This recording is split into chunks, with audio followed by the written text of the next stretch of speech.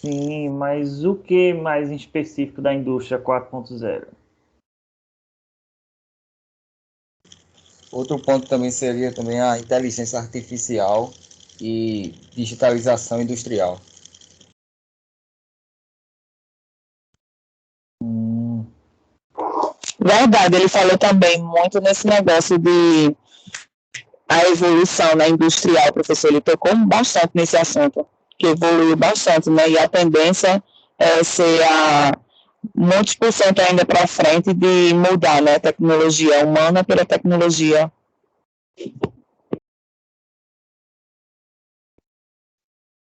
sim, realmente.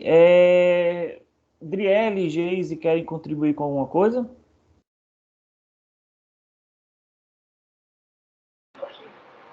Eu só não entendi muito o significado de Bitten si, Bitten bi. É Bitten, Beatle, será que ele falou? Eu não entendi direito isso. Vou perguntar ao professor depois. Certo, certo. Vou sim, vou sim. Pronto. Driele, tem alguma coisa a acrescentar, Driele? Algum comentário a fazer? Boa noite, professor. Tudo bom? Tudo. Eu não consegui assistir a palestra, não, na quinta-feira, não, porque eu cheguei tarde. Eu fiquei sabendo hoje. Ah, tudo bem, tudo bem. Não tem problema não. Pois pronto, olha, Márcia, a questão da evolução do empreendedorismo e Tiago, a inteligência artificial e a indústria, isso são assim um tópico muito rico de discussão. Não é? Quando a gente remonta lá o passado, o início das empresas, a gente vai remontar à quarta fase da Revolução Industrial, em partir de 1900, né, quando a indústria começa a surgir, né, e aí a gente vai ver a administração científica, não é? A administração científica como forma de proporcionar o nascimento da administração de empresas, não é? Isso aconteceu por quê? Porque a tecnologia que a Revolução Industrial trouxe, não é, foi muito preponderante, né? A tecnologia da época da Revolução Industrial proporcionou o desenvolvimento daquela indústria de massa, né, de linha de produção, né, de trabalhadores especializados ao extremo. Né? Então, de lá para cá, a gente só vê a evolução como agregação de várias áreas. Não é? A área de recursos humanos vai surgir durante aquela escola que nós vimos que depois da administração científica, depois veio a administração clássica e aí veio a escola de relações pessoais, né? Essa escola é daí onde vai surgir gestão de pessoas, né? Onde as organizações vão refletir dentro de si mesmas quais são os papéis dos empregados. Não é? O que é que eles estão, qual é a importância dos recursos humanos na produtividade, na lucratividade. Não é? Então, a partir do momento que a tecnologia vai avançando, a informação vai se tornando em amplo conhecimento. Veja, vocês estão o quê? Há 2 anos estudando online, veja, conversando com o professor pelo computador. Professor, imaginava isso, hein? Há 5 anos, vamos botar 10 anos atrás, que ia chegar nesse patamar, né, da evolução da tecnologia, no caso, para fazer videoaula, até pessoas que trabalham também remotamente, né, professor? Acho que evoluiu bastante. Uma grande revolução mesmo. Pode se chamar da terceira revolução, professor? Como? Desculpe, Márcia. Essa mudança tecnológica, essa evolução tecnológica que a gente está tendo agora, no mundo que a gente está vivendo hoje, pode ser, daqui a alguns anos, se encontrar em livros dizendo que é uma terceira revolução, ou não sei qual a geração que está, de revolução industrial, chega a ser, não industrial só, né, tecnológica. A evolução. Quando a gente aprende no colégio, geralmente assim, a gente aprende no colégio que houve uma revolução industrial, que foi justamente o que ocorreu em 1900. com as grandes indústrias chegando. Só que, na verdade, a Revolução Industrial não é algo que aconteceu e terminou, né? A Revolução Industrial, na verdade, teve um início, mas até hoje não teve fim. Né? Não teve fim. Então, o que é que os estudiosos eles dividem essa Revolução Industrial? Eles têm dividido até agora em 4 revoluções industriais. Né? A primeira Revolução Industrial, que foi lá no século XV, XVI, XVII, XVIII, ou seja, por volta de 1900, foi quando começou a surgir as máquinas. Ou seja, as máquinas, quando começaram a surgir na humanidade, elas surgiram em máquina a vapor, né, movida a carvão, né, máquinas mecânicas movidas ali à força humana. Não é? Então, o próprio trem a vapor, quando ele foi inventado lá em 1700, 1800, aquilo ali proporcionou a evolução de muitas outras máquinas, né? Que auxiliou as indústrias, né? Que eram mínimas na época, mas existiam. Então, aquilo foi a primeira revolução industrial. A segunda revolução industrial, a segunda, algumas pessoas dizem que é a terceira, mas é segunda mesmo, ela vai ocorrer com o advento da eletricidade. Entendeu? Quando Thomas Edison, lá no século XIX, ele inventa a eletricidade, né? Ele não inventa, né? Ele consegue criar uma forma de dominar a eletricidade. Aquilo ali foi a segunda revolução industrial. Porque com a eletricidade foi que as indústrias conseguiram colocar em implementação as máquinas movidas à eletricidade, aquelas linhas de montadora movida à eletricidade. Então, aquilo que a gente vê como revolução industrial é, na verdade, apenas a segunda fase da revolução industrial. Não é? Depois do advento da eletricidade, vai vir o quê? A computação. Né? O surgimento da computação, dos computadores no meio da indústria e das empresas. Não é? Então, revolucionou. Não é? Saíram os trabalhadores da linha de frente, não é? Botaram-se as máquinas para fazer as coisas, não é? E isso foi a terceira revolução industrial, que foi, acho que a partir de 1960, 1950, quando os computadores começam a se tornar um pouco mais populares, que aí isso é a indústria, acho que é a indústria 3.0, né? Que vem computador, automação, e aí mais na frente, na década de 90, vem a internet, que também ajuda muito. Aí a partir dos anos 2000 é que o pessoal diz que é a indústria 4.0, que é o quê? A quarta fase da revolução industrial, que aí é quando o Tiago falou aí, que entra a inteligência artificial na indústria, né? Sistemas cibernéticos, Big Data, não é? Porque, veja só, o que é uma inteligência artificial a grosso modo? Computador que eu e você temos aí, o celular, a gente dá um comando ao computador e o computador ele executa a tarefa, não é? Eu quero abrir um aplicativo do WhatsApp, aí eu pego o meu dedo e clico no WhatsApp, ele abre o aplicativo, ou seja, aquela coisa, o computador faz o que nós mandamos. A inteligência artificial, não. Né? A inteligência artificial... Entrar já nessa inteligência aí, artificial, a Alexia, acende a luz. Faz isso só pela nossa voz. Sim, só que a Alexa ela faz muito mais do que isso. Entendeu?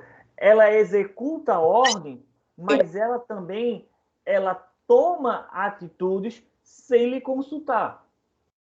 Entendeu? Por quê? Por exemplo, se você chega todo santo dia do trabalho e você chega lá para o Alexa, Alexa, coloca aí a minha música favorita. Aí ela vai e coloca a sua música favorita. Aí depois você diz, Alexa, coloca agora na rádio tal. Ela vai colocar a rádio tal. Alexa, chega de 9 horas, apague a luz. Ela vai executar esses comandos para você. É um programa de computador. Só que o que a gente se espanta é que a Alexa ela está aprendendo. Aprendendo de que forma? Ela está observando que todos os dias você chega, todos os dias você tem um certo hábito. Então chega um momento que quando chega o horário, ela já apaga a luz sem você falar. Porque ela já aprendeu que quando chega de 9h30, 9h40, você pede para ela apagar a luz. Professor, tem uma Alexa em casa. Não, eu não tenho, eu morro de medo, eu não tenho. Eu detesto Facebook e Google por conta disso, porque eles estão sempre nos ouvindo. Entendeu? A gente pensa que não, professor, isso aí é coisa de gente que tem que é meio maluca. Não, minha gente. O nosso celular, ele escuta. Com meu marido conversando sobre uma coisa que a gente está pensando em comprar ou fazer alguma coisa. A primeira coisa que a gente abre lá no Google para pesquisar qualquer coisa aleatória vai justamente algo que a gente estava conversando. É interessante. Ele escuta, entendeu? A gente pensa que não, a gente pensa que está desabilitado, mas ele escuta, ele observa tudo que a gente faz e ele passa isso para o quê? Para as sedes do Google, para a sede do Facebook. Não é? E aí é onde a inteligência artificial ela vem. Ela passa, os programas e os computadores de maquinário passa a tomar decisões independentes do ser humano. Então você tem uma geladeira, por exemplo, que a geladeira ela tá ali, ela conta os itens que você tem, por exemplo, de iogurte, né? Aí ela conta as vezes que você retira o iogurte da geladeira e quando ela vê que acabou, ela já emite um pedido de compra para o supermercado, o supermercado vem e traz para a sua casa e você nem sabe. Sério, professor? Sim, inteligência artificial tem veneno nas lojas americanas se você quiser uma geladeira assim. Ele olha nunca queria pro meu regime. Agora, assim, o que eu reflito sobre essa geladeira é o seguinte, né? De repente você chega com a conta do supermercado porque a geladeira fica fazendo compra para você, né? Mas é onde nós estamos chegando, é onde estamos caminhando. Por exemplo, eu não gosto de ter assim inteligência artificial assim perto de mim, porque a gente nunca sabe, não por conta do computador, que o computador vai se voltar contra a gente, mas é por conta das empresas que estão por trás do computador, não é? E aí só para fechada, nós estamos nessa quarta indústria, que é a revolução industrial da quarta fase. Vamos ter a quinta, sexta, sétima, até o mundo acabar. Então, revolução industrial é algo que não foi um momento único no tempo, como a gente aprende no colégio. Não, é algo que começou lá atrás e continua até os dias de hoje. E vai continuar durante muito tempo. Mas o papel aí do empreendedorismo, Márcio, vai mudando de acordo com essas revoluções. Entendeu? De que forma, por exemplo, eu posso falar? A gente está falando aqui de inteligência artificial, né? Eu estava até conversando dando aula essa semana e mostrando algumas questões da forma que as empresas elas hoje vendem. Não é? Antigamente, quando você queria vender muito, o top era você contratar um espaço publicitário na Rede Globo durante o intervalo do Jornal Nacional ou da novela das 8. Não é? Era um espaço caríssimo, né? Mas as empresas compravam porque quando se passava na televisão, todo mundo assistia. E hoje o que é que está acontecendo? Hoje nós estamos vendo, por exemplo, a Rede Globo em crise. Não é? Você vê, leio muito jornal, você vê eles demitindo atores, roteiristas, grandes profissionais, diretores. Todo mundo está indo embora da Rede Globo. A Rede Globo está enxugando e muito, está remodelando todo o plano de negócio dela. Por quê? Por conta da mudança do perfil de consumo e de empresa. Entendeu? Qual é a principal forma que as emissoras de televisão ganham dinheiro? Publicidade. Não é? Rede Globo ganha dinheiro em publicidade. Eles fazem a novela, mas eles não recebem nada de novela. Eu e você, eu não, que eu não assisto. Mas nenhum brasileiro, para assistir uma novela da Globo, tem que pagar nada. Não é? Tá de graça, é só você ligar a televisão e assistir. E a Rede Globo quer que você assista. No exterior tem que pagar a assinatura da Globo. É a única que paga. Qual? A Rede Globo no exterior. Por exemplo, a minha irmã mora na Suíça e ela compra, no caso, a assinatura da Globo. Senão ela não tem como assistir. É a única que é paga. A Record tem de graça, mas a Globo tem que pagar. Acho que é o Globoplay, né? Não, é a Globo mesmo. Porque eles estão numa dessa remodelagem, eles estão agora lançando serviço de... Agora não, já lançaram um serviço de streaming para poder competir com Netflix, essas coisas. Mas o interesse da Rede Globo é justamente que mais e mais pessoas assistam a programação delas. Por quê? Eles ganham dinheiro quando as pessoas assistem televisão? Não. Só que as pessoas assistindo televisão, as empresas vão contratar espaço publicitário nesses programas. E é aí onde a Globo ganha dinheiro. Entendeu? Não é porque tem milhões de pessoas assistindo a novela das 8 que a Globo vai ganhar dinheiro. Não. É porque essas 8 milhões estão diante de uma televisão e aí, durante o intervalo da novela, ele pega e coloca uma propaganda da Magazine Luiza, da Lojas Americanas, o que for. Então, a principal fonte de renda da Rede Globo é isso, é espaço publicitário.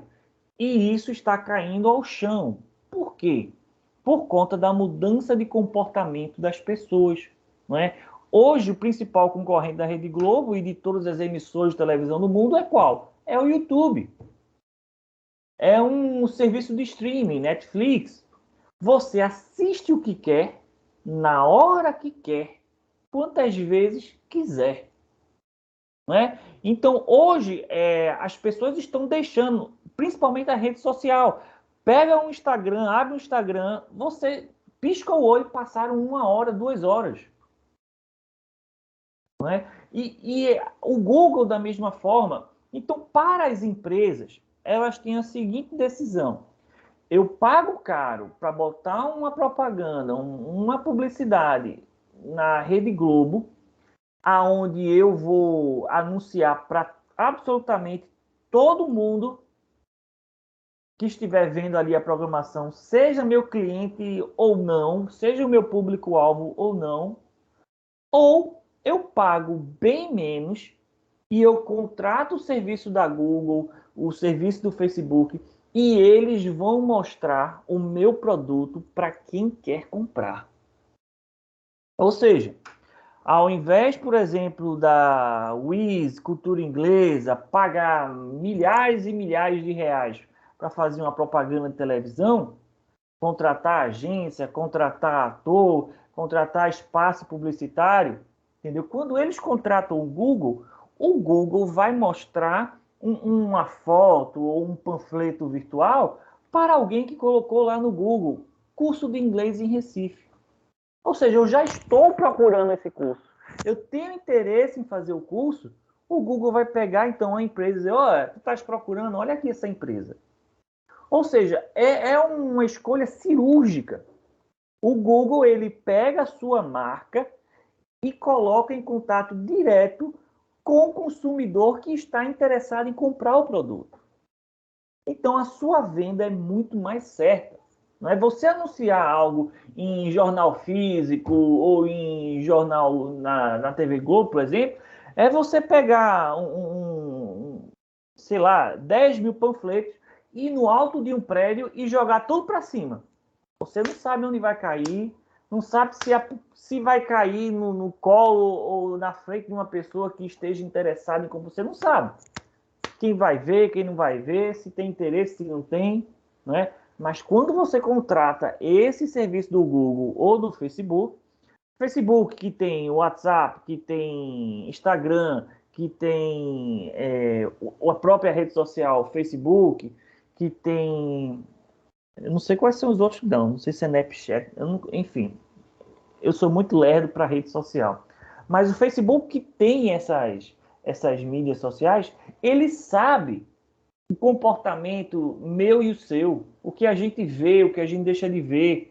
A gente sabe que se a gente está procurando curso de inglês, ele vai chegar lá para as empresas, para as escolas de curso de inglês, vai dizer, ó, eu tenho não sei quantas milhares de pessoas hoje na cidade de Recife procurando por curso de inglês. Então, por que é que tu vai botar a tua publicidade em televisão?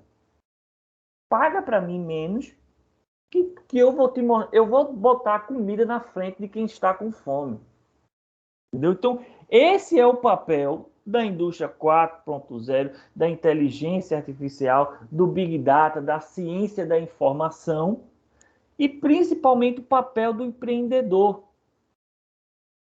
O empreendedor hoje não é, apesar aqui no Brasil ser ainda o perfil, não é aquela pessoa que eu não sei o que fazer, vou vender qualquer coisa que eu sei fazer.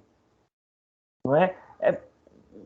Aqui no Brasil, o perfil do empreendedor é muito mais de eu vou vender por necessidade do que realmente porque eu tenho um sonho, eu quero desenvolver uma empresa, eu quero realmente empreender, é um desejo meu. Não é? Porque aí o que acontece? As pessoas se atiram no empreendedorismo sem nenhum planejamento, né? E o que ocorre no decorrer dos anos é a triste estatística do Sebrae, que mostra que 80% das empresas não sobrevivem ao segundo ano. Entendeu? Porque não há um preparo.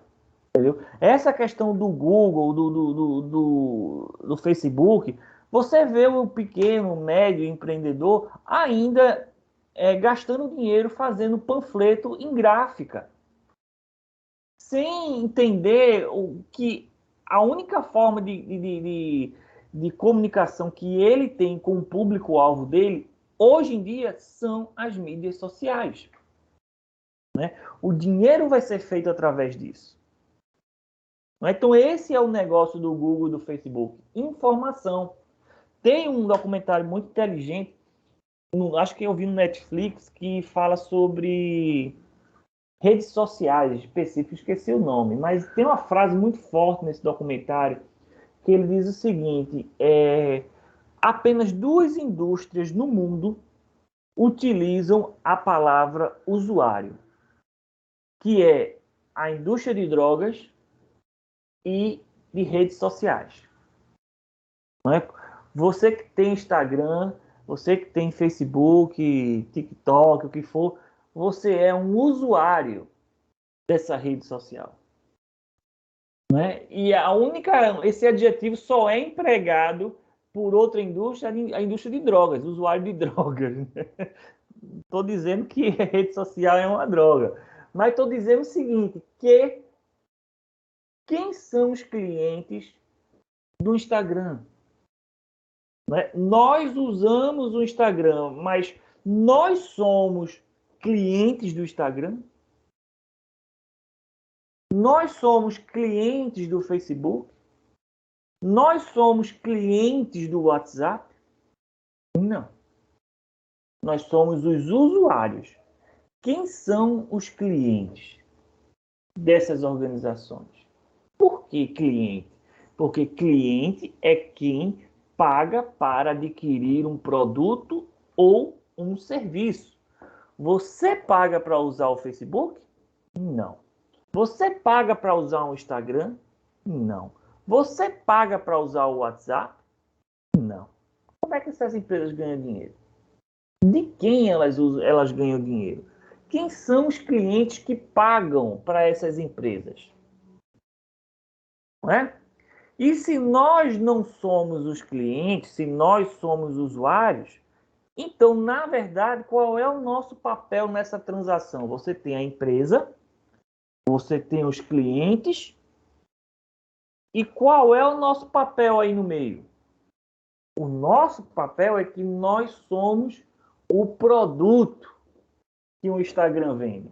Quem são os clientes? As empresas. Se você pegar no seu celular, abrir o Instagram e tem aqui, no meu, tem aqui, porque as atividades estão voltando, né, para a física, né? Então, resultado,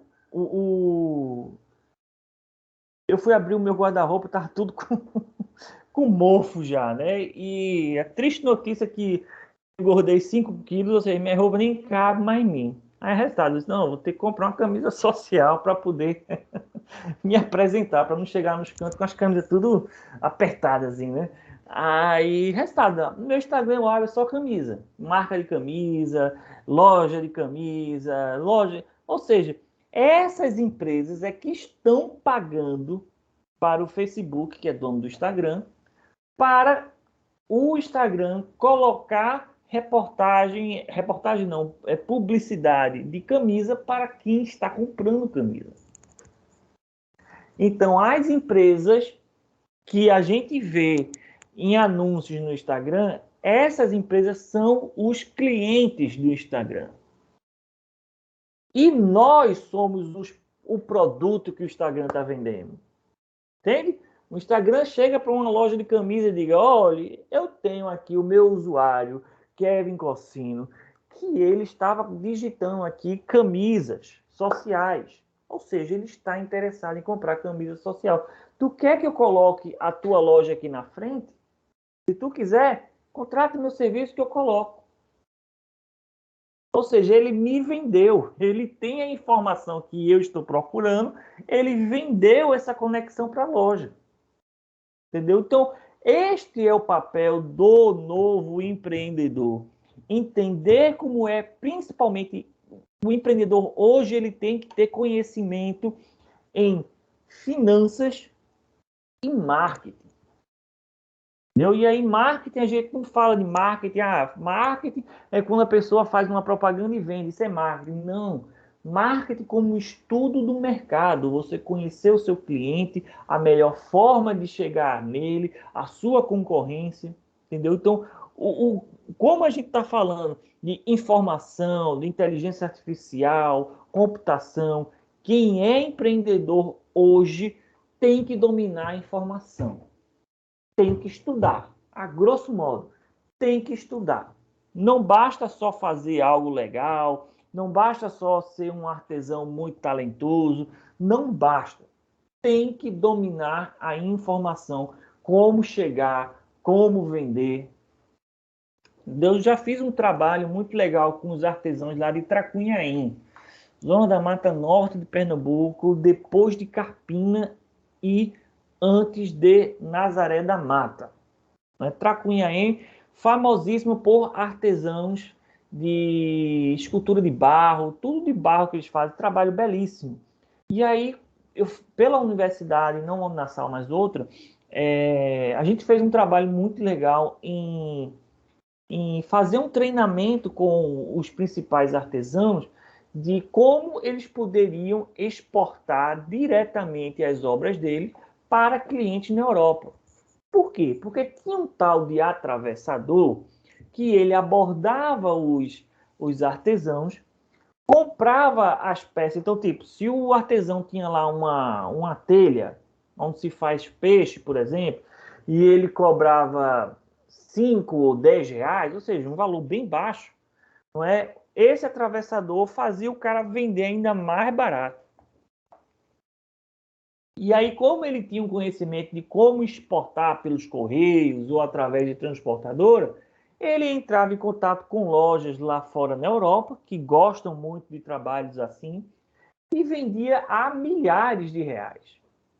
Pagava uma miaria para o artesão e vendia para a Europa a milhares de reais. Então, foi o que a gente fez. A gente chamou esses artesãos, nós ajudamos eles a montar uma cooperativa, entendeu? Fizemos vários treinamentos com eles, ensinando como exportar utilizando os correios, como exportar utilizando empresas, como entrar em contato, por exemplo, com clientes americanos através da Câmara Americana que tem aqui em Recife, entendeu? E eles, deslancharam. Né? O atravessador intermediário foi o que ficou com ódio da gente. Eu até cheguei a receber ameaça de morte na época, né? Por quê? Porque o conhecimento liberta, não é? O conhecimento empodera as pessoas, né? Então, o papel do empreendedor hoje, não só a gente está falando de empreendedor, mas também como profissionais, eu e você, é abraçar a informação.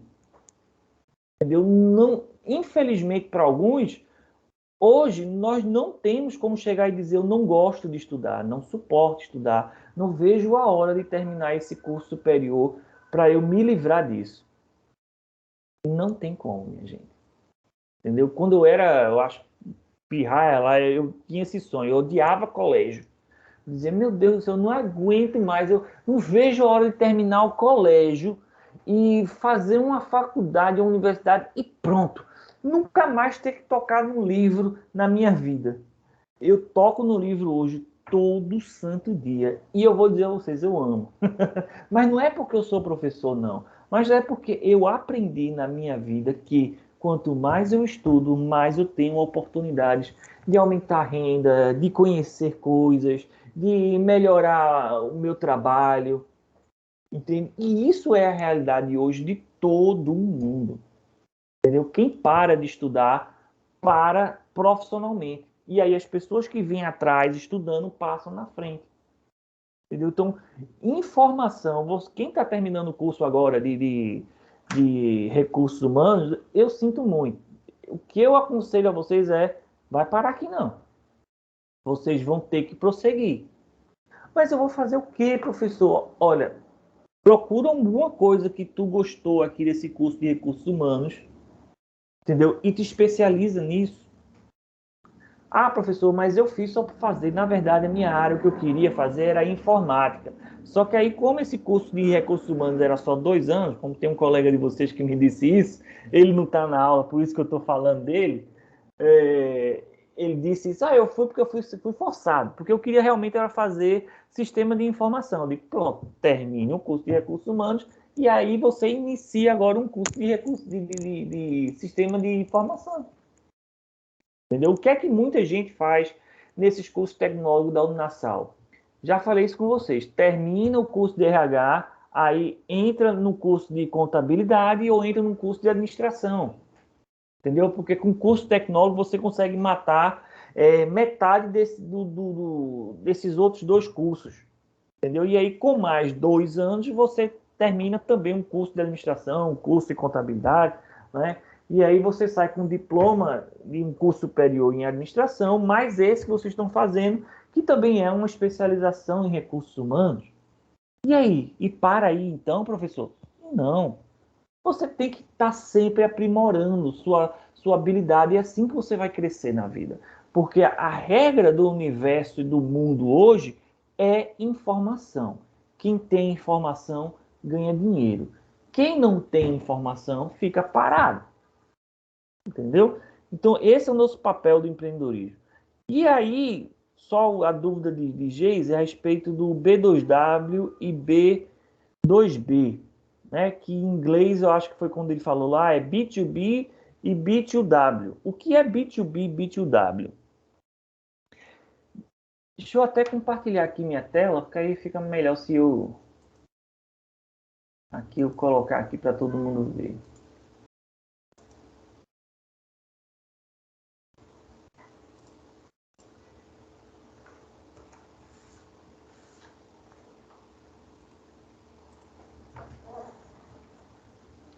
Vamos lá, é B2B em português mesmo e B2W. Só que, na verdade, essas siglas são em inglês. O B significa business, ou seja, negócio, ou seja, empresa. E meu Deus do céu, eu esqueci, é business to business e business to... Vamos aqui pedir ajuda ao Google.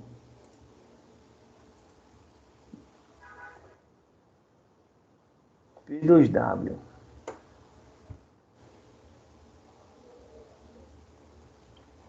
B2W é a empresa que controla lojas americanas, Fast Shop, Submarino, mas não é isso o significado, não. É porque ela faz B2W. Eu quero saber o que é que significa o W em inglês, que eu esqueci, meu Deus do céu. Deixa eu botar aqui significado.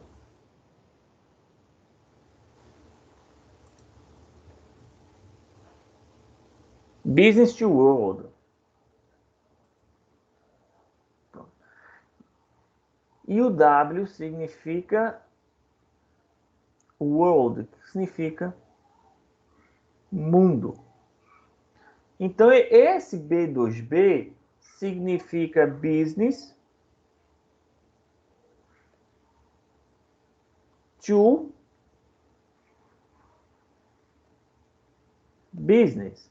B, só que to em inglês também é a mesma pronúncia de dois, né? Que significa to, é a mesma pronúncia. Em inglês é uma língua bem simples. E B, B2B. E esse aqui de baixo, B2W, significa business, como a gente viu agora, to world.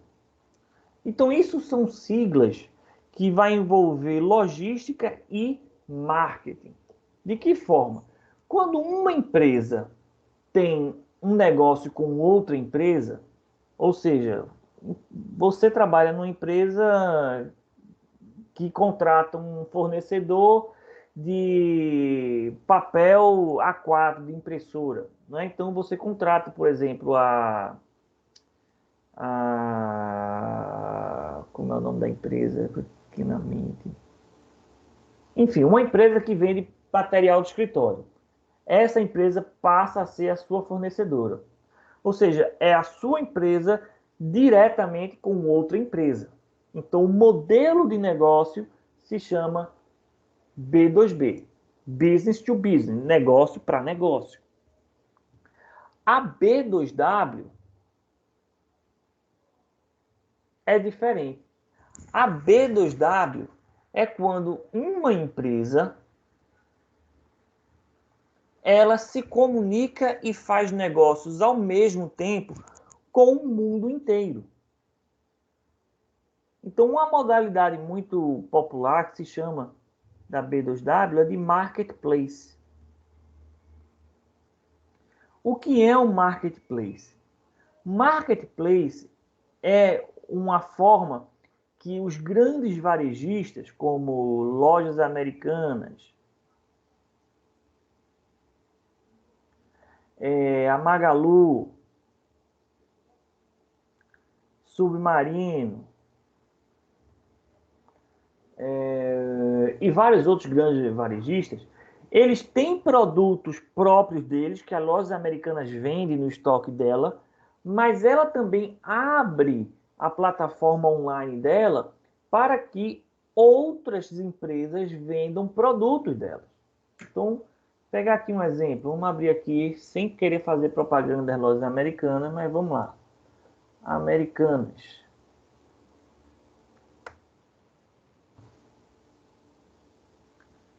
Veja, aí a gente tem aqui, isso aqui é o site das lojas americanas, não é? Então, antigamente, tudo isso que as lojas americanas aqui anuncia era dela, ela tinha no estoque dela, no centro de distribuição dela, não é?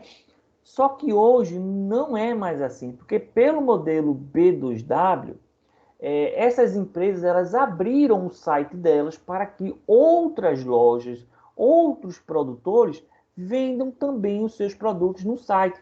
Então, se você faz alguma coisa, por exemplo, se você faz um travesseiro de pena de galinha da Angola, por exemplo, você arranca o pelo lá do bichinho todinho e faz o travesseiro, em vez de você você ter um custo de fazer um site para você, de pagar para alguém elaborar, pagar para um servidor, pagar para a manutenção do site e tudo aquilo, você pode adquirir o serviço aqui das lojas americanas e você anuncia o seu travesseiro aqui nas lojas americanas.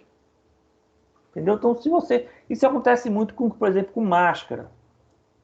Máscara máscara hospitalar.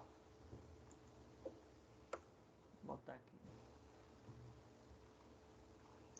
Vamos ver. Isso aqui, se você quer... eu quero comprar uma máscara. Aí aparece aqui essas máscaras, né? Aí, se você entrar aqui numa, por exemplo... Vamos ver. Você entra aqui, geralmente ele mostra. Aqui, ó, este produto é vendido por Import Express. Ou seja, isso daqui não é a Lojas Americanas que está vendendo. É essa empresa aqui. O nome dela é Import Express. Só que ela está pagando alguma coisa para Americanas vender o produto dela.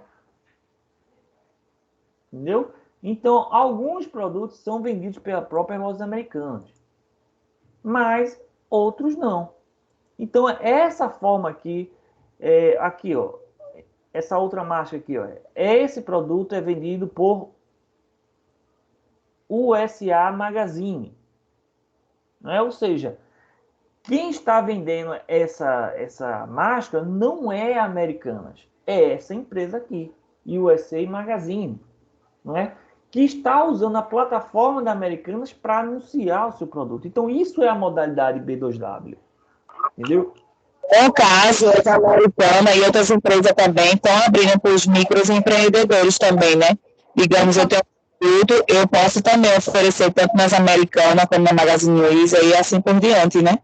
Eu acho muito bom, porque aí aumenta mais ainda o leque de oportunidade que a gente, microempreendedor, tem, né? Para poder estar divulgando nosso trabalho.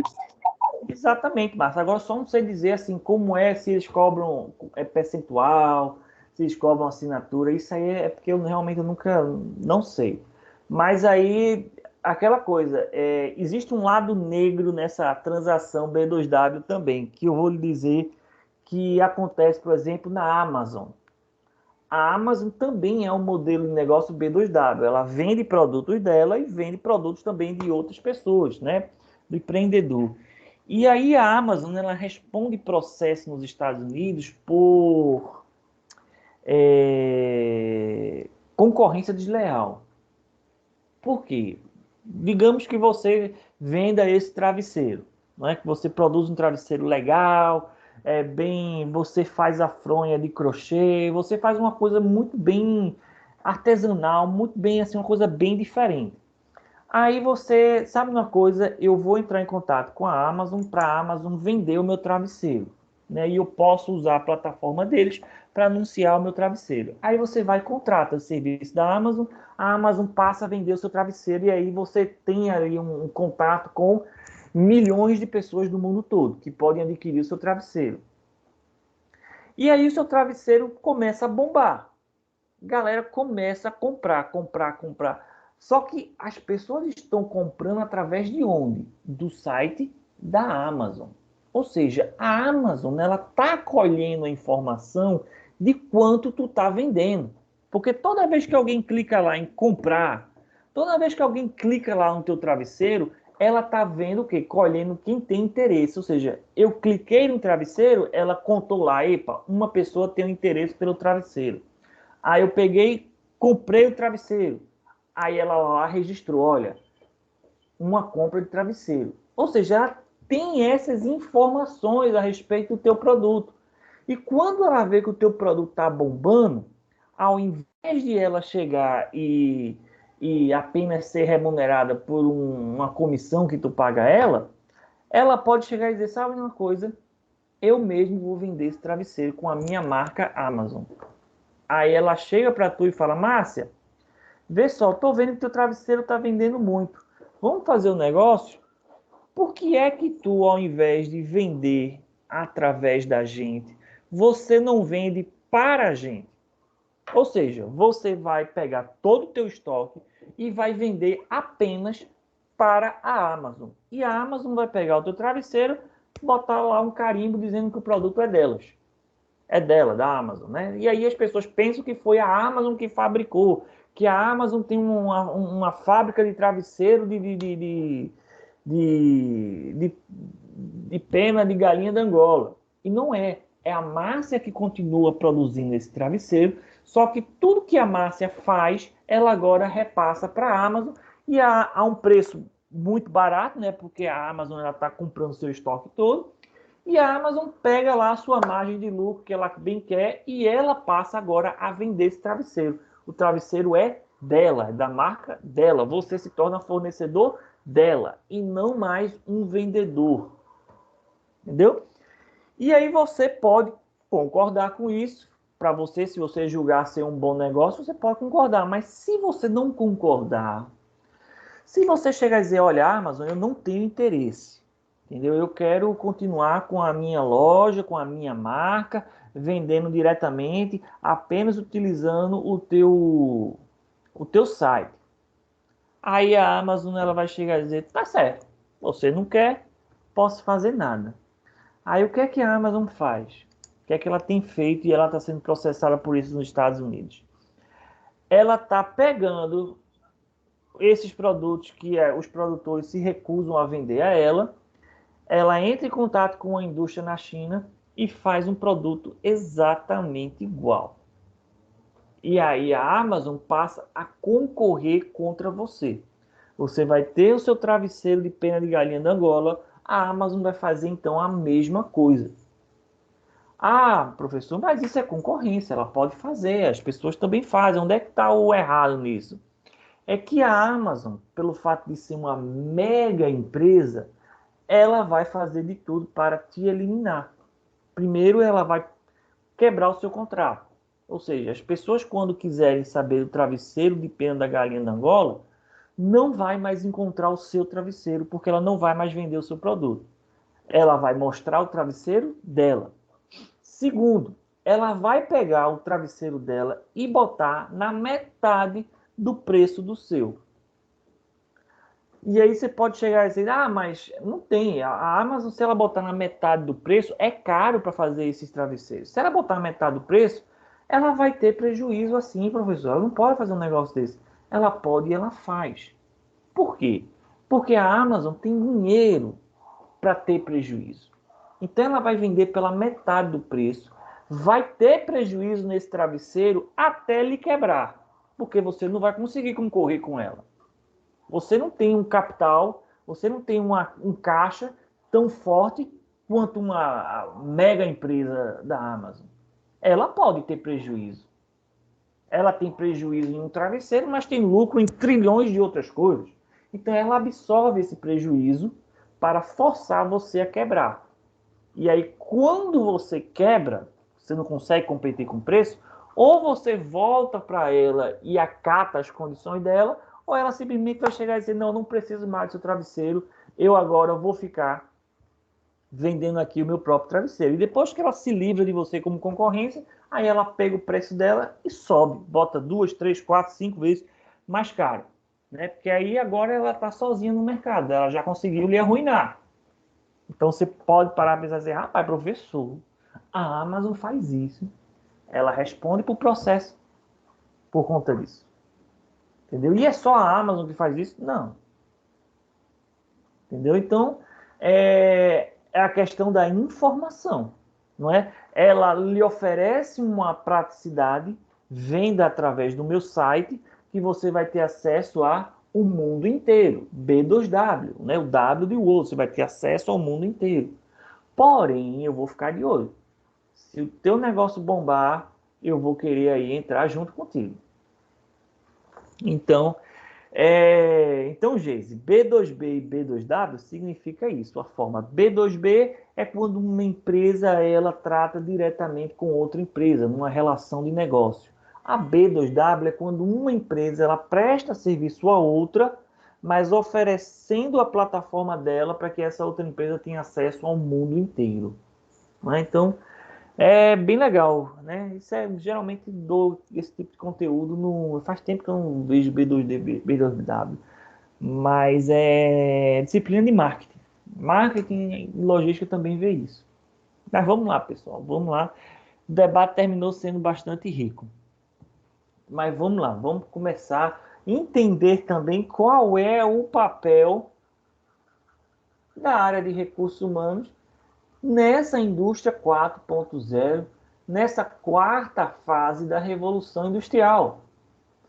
Que tudo começa com a seleção. Porque como nós vimos, lá quando nós vimos as escolas de administração, nós vimos que as empresas, elas são formadas de pessoas, logicamente, mas as empresas hoje enxergam as pessoas como recursos importantes, né? Porque sem as pessoas nas organizações, as empresas elas não conseguem funcionar e não conseguem competir. Então, as empresas hoje, principalmente quando é um mercado muito competitivo, quanto mais... Hoje não se chama mais funcionário nem colaborador. Hoje as empresas agora chamam isso de talento, né? Os talentos. Por quê? Porque talento é algo único. E quando você tem um talento dentro da sua empresa, você tem uma carta na manga, né? Quando você tem pessoas que só elas conseguem fazer o que elas fazem, quando elas têm ideias brilhantes, né? Isso para as empresas é fundamental para elas vencerem a concorrência. Então, é papel da gestão de pessoas, dos recursos humanos, saber colher na sociedade esses talentosos, esses funcionários, esses colaboradores talentosos. Né? Então, nós vimos, por exemplo, na porta da empresa é o quê? O recrutamento. Aonde a empresa vai ofertar a vaga. Né? Se eu tenho uma empresa de tecnologia que requer muito pessoas com alto conhecimento técnico em programação, em desenvolvimento de software, né? Qual é o papel dos recursos humanos? É entender de programação? Não. O papel de recursos humanos é dominar os instrumentos de recursos humanos para auxiliar as empresas. Então, se você tem uma empresa de tecnologia necessitando de pessoas de programação, pessoas que têm conhecimento em desenvolvimento de software, você, como papel de gestor de recursos humanos, você tem que entender aonde essas pessoas estão. Para você, então, ir atrás delas e ofertar a vaga de que a empresa está precisando. Então, tudo começa no recrutamento. Então, eu vou, para poder entrar em contato com o pessoal de tecnologia, eu vou anunciar vaga de emprego em jornal de grande circulação. Quem lida com tecnologia não pega em jornal para ler. Não pega, não tem assinatura do Jornal do Comércio que chega todo dia no apartamento, na casa. Não é? O programador, o pessoal da área de TI, quando eles leem notícia, eles olham o quê? Site, eles olham portal de notícias, eles visitam fóruns. Não é? Então, a área de gestão de pessoas tem que entender que os talentos, aonde eles se localizam, aonde eles estudam, do que é que eles se alimentam, parece aqueles documentários de sexta-feira que tinha, né? De reportagem, né? Hoje nós vamos ver programadores, o que eles fazem, aonde eles se escondem, o que eles comem.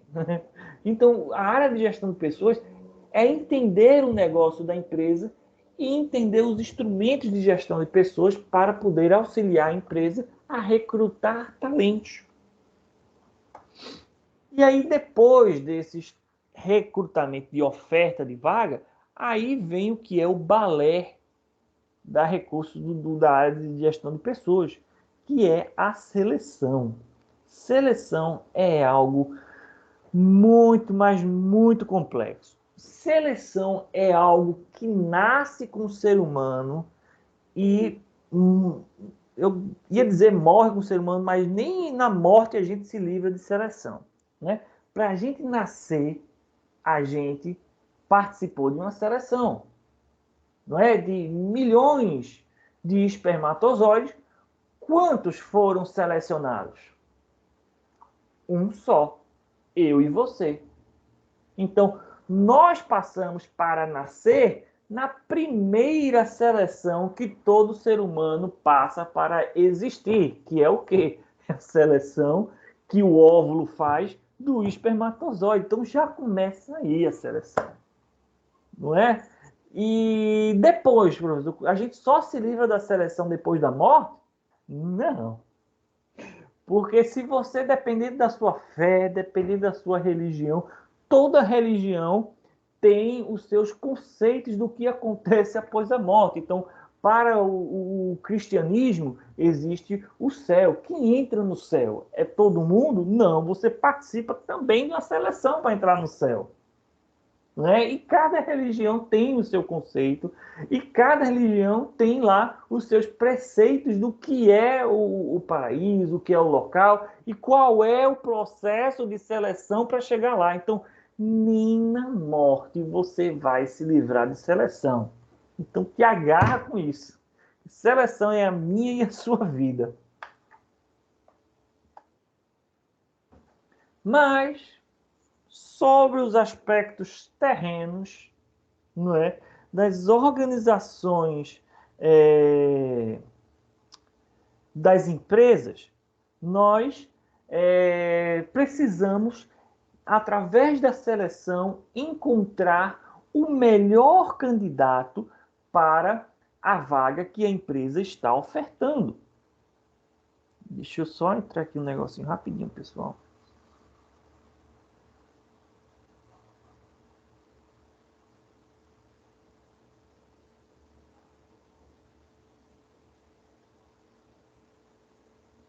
Pronto. Então, nas organizações, o processo de seleção é justamente você escolher qual é a melhor opção de acordo com o perfil que a empresa está necessitando. Então, a seleção ocorre após o recrutamento. Não é? O que a gente chama de processo de seleção, aí coloca a vaga no Instagram, coloca no grupo do WhatsApp, aquilo ali não é a seleção. O que está ocorrendo ali é o processo de recrutamento. Não é? A empresa está recrutando candidatos para a seleção. Então, isso aqui é a primeira etapa. E aqui é a segunda etapa. Então, o recrutamento é a base e a seleção é o topo da pirâmide, não é? Então, é necessário que o recrutamento seja muito efetivo, muito correto, para que a seleção também saia bem. Porque, como eu disse a você, se eu vou anunciar vaga de TI, vaga de programação, vaga de desenvolvimento de software para jornais físicos de grande circulação, eu não vou conseguir achar no recrutamento os melhores candidatos.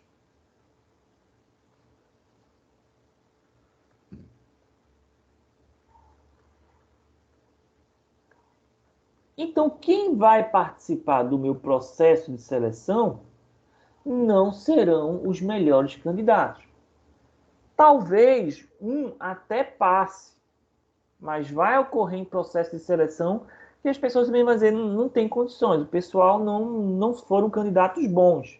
E aí o que acontece? O recrutamento falhou. Não é? E também o que ocorre é que o recrutamento ele vai fornecer os melhores candidatos para o setor de seleção escolher. Se o recrutamento não consegue buscar os lugares onde os melhores candidatos estão, a seleção vai sofrer. Né? Eu trabalho, por exemplo, na Secretaria de Saúde, e essa semana mesmo eu estava fazendo auditoria no hospital lá de Caruaru. Não é? Ele não ia nem ter dito a cidade. Mas não vou dizer qual foi o hospital, não. E aí, o que é que eu ouvi de um gestor? é que a última seleção que ocorreu vieram péssimos candidatos, né? Seleção, concurso público, o pessoal, os profissionais que passaram não eram de qualidade, né? E aí, quando eu fui investigar qual era o processo de recrutamento que a secretaria utilizou, eu vi que, na verdade, não tinha muitos parâmetros, era uma coisa muito vaga, aberta, e aí abriu vaga para todo mundo entrar. Lógico, a gente passou aí, temos passado por uma verdadeira situação drástica, né? Houve uma necessidade muito grande de profissionais da área de saúde nos 2 últimos anos, não é? Então, quando se precisa de quantidade, a qualidade sofre, não é? Então, quantidade e qualidade não são sinônimos, e na maioria das vezes, elas, na verdade, são antônimos, não é? São coisas opostas. Então, toda vez que você olha funcionários com problemas, colaboradores que não têm desempenho legal nas empresas, você vai cascavilhando a raiz do problema, você vai encontrar ela na seleção ou no recrutamento. Nós vimos as questões, por exemplo, de turnover e a rotatividade da empresa. E qual foi o outro, meu Deus do céu? Eita, cabeça. Absenteísmo. Absenteísmo, exato. Quando a gente olha esses 2 índices, por exemplo, alta rotatividade dentro da empresa, por que é que os funcionários não estão ficando na empresa? Não é? É culpa apenas do clima, da cultura da empresa? Não. Muitas vezes pode ser culpa da seleção, não é? Eu já trabalhei em um hotel, por exemplo, que era difícil para você conseguir funcionários fixos na área de recepção do hotel, por exemplo. Por quê? As pessoas não aguentavam, passavam 2, 3 meses e saía, 2, 3 meses e saía. E aí o que é que precisava? Era que os recepcionistas precisam ter para permanecer mesmo ali no trabalho, porque é uma cultura cruel, porque o recepcionista de hotel mesmo, você não vê ele sentado. Ele tem que trabalhar 8 horas em pé. É cruel. Eu gosto assim, uma vez ou outra, quando eu vejo um hotel que coloca uma cadeira para um recepcionista sentar, eu fico super feliz. Porque não existe isso você trabalhar de 8 horas em pé. Não existe. Imagina as mulheres trabalhando 8 horas em pé. Não é? Elas sofriam muito com problema nas pernas, com as veias, porque não só elas tinham que trabalhar 8 horas em pé, mas eles impunham às mulheres que elas usem salto, entendeu? É uma coisa assim absurda, entendeu? Mas nessa empresa elas eram menos mal, né? Eles permitiam que a cada meia hora o recepcionista ali ele trocasse com o outro e ia sentar ali do lado de fora. Mas era cultura. E aí qual é o papel do RH nessa questão? É que você precisa então selecionar pessoas que tenham realmente capacidade física de aguentar o tranco. Entendeu? Então você tinha pessoas muito qualificadas, se contratavam pessoas que sabiam falar 3, 4 idiomas, eram pessoas universitárias, terminando o curso de turismo e hotelaria na Universidade Federal, mas não aguentava o trabalho. Não é? Então, a empresa, o setor de recursos humanos desse hotel teve que passar por um treinamento e também teve que passar por uma reformulação, porque o processo de recrutamento e seleção dele estava falho. As pessoas que eles estavam colocando para dentro não tinham perfil para aguentar o rojão. Entendeu? Então, a seleção, o setor de RH, quando tem esse papel, porque quando a gente fala de recursos humanos, gestão de pessoas, os funcionários têm a principal percepção de que a única função da área de gestão de pessoas é recrutar e selecionar. Nem recrutar é. Eles não conseguem identificar essa etapa. Pensa que tudo é seleção. Não é? E lógico que não é. Mas por que é que eles pensam que é a seleção? Porque é a principal porta de entrada que as empresas têm para os seus funcionários. Então, é muito importante entender o papel e a importância da seleção e do recrutamento para colocar dentro das empresas pessoas que tenham perfil para trabalhar naquela empresa e que não só saibam trabalhar, aguentem trabalhar. Eu digo aguenta, não é na percepção negativa, tem que aguentar a lapada. Não, mas que tenham o perfil de atuar, seja qual for o trabalho. Não é porque eu também já vi empresas que super agradável de trabalhar, mas são empresas que precisam que as pessoas estejam no computador 8 horas por dia sentada. Imagina, não é o meu perfil. Eu mesmo, quando cheguei lá para trabalhar, eu digo, olha, não dá para mim trabalhar 8 horas por dia sentado na frente de um computador. Eu não gosto. Eu só gosto de trabalhar com coisas mais dinâmicas. Eu disse, Kevin, faz o seguinte, vai-te embora fazer auditoria nos hospitais aí no interior. Pronto. Eu adoro. Viajo para um bocado de cidade do interior fazendo auditoria. Sempre fiz isso, não só no estado, como em prefeitura também, quando eu trabalhei. Entendeu? É o meu perfil. Então, o setor de recursos humanos sabe adequar o perfil do trabalhador com a necessidade que o trabalho tem. Já eu tenho colegas, por exemplo, que são contadores, trabalham também fazendo auditoria, só que eles têm um perfil de eu não gosto de andar, não gosto de viajar, eu gosto de sentar e desenvolver o meu trabalho no computador. É o perfil deles. Então, eles fazem o trabalho de auditoria mais focada no trabalho de frente ao computador.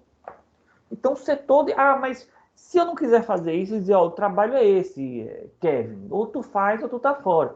Pronto, eu pego e saio. Ou eu faço o que é pior, fico, mas não desenvolvo, não dou à empresa a minha melhor capacidade. Então, o processo de seleção é importantíssimo para entender essas necessidades. Vou avançar aqui um pouquinho mais, pessoal, porque falta meia hora só para terminar aqui a aula e eu estou aqui ainda no segundo slide. Mas, enfim, recrutamento e seleção é isso. Nesse slide aqui, eu coloquei as principais definições do que é a seleção. Mas, olha, gente, eu sei que vocês já devem saber disso. Mas essa disciplina, então, vai ajudar vocês a solidificar esse conhecimento. Recrutamento é uma coisa, seleção é outra totalmente diferente, certo? Seleção, processo de escolher o melhor candidato para o cargo. Seleção, processo pelo qual uma organização escolhe de uma lista de candidatos que vieram através do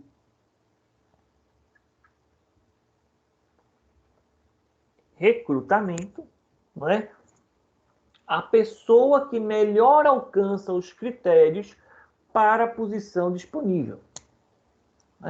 Outra definição, seleção é a obtenção e o uso da informação a respeito de candidatos recrutados externamente ou internamente, porque a gente viu que existe o recrutamento interno, Para escolher qual deles deverá receber a oferta de emprego. Outra definição, seleção é um processo decisório baseado em dados confiáveis para agregar talentos capazes de contribuir. Aqui eu acrescento curto, médio e longo prazo para o sucesso da organização. Não dá para ser só longo prazo. Aqui o autor, eu acrescentaria isso. Nenhuma empresa vai contratar uma pessoa pensando que ela só vai contribuir com a empresa daqui a 5, 6, 7, 8 anos. A pessoa contrata para que a pessoa comece a dar resultado amanhã. Então, é necessário agregar talentos capazes de contribuir com a empresa no curto, médio e longo prazo. E a seleção existe justamente por conta disso, não é? Porque nós somos seres únicos na face da Terra, não é? Não existe, nunca existiu e jamais vai existir no planeta Terra alguém como a Márcia, alguém como a Adriele, alguém como a Alexandra, o Tiago, o Abraão, a Geise, a Jéssica. Vocês são seres únicos. Nunca existiu ninguém igual a vocês na face da Terra e nunca vai existir alguém igual a vocês. Não é? Então, por cada ser humano ser um universo e um ser único, cada ser humano vai ter conjuntos de habilidades únicos. Né? Eu sou fã do Leonardo da Vinci. Para mim, Leonardo da Vinci foi o maior gênio na história da humanidade. Só existiu ele. Só existiu ele. E você vai ver muitos outros.